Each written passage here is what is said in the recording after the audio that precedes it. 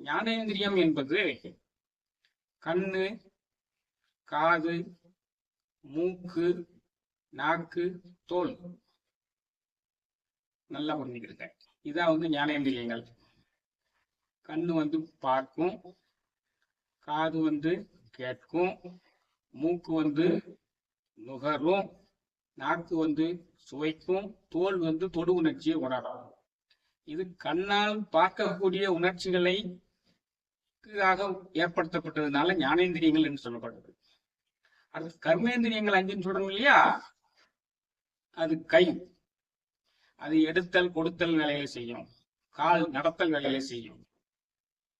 கை, கால், வாய் அது கடிப்பதற்கும் தின்பதற்கும் உண்பதற்கும் பருவதற்கும் பயன்படுகிறது. கண்ணால் பார்க்கக்கூடிய செயல்களை பூரா செய்யக்கூடியது. அதான் கர்மேந்திரியங்கள் அதுக்கு பேர் வச்சாங்க. அடுத்த 2 எருவாய்.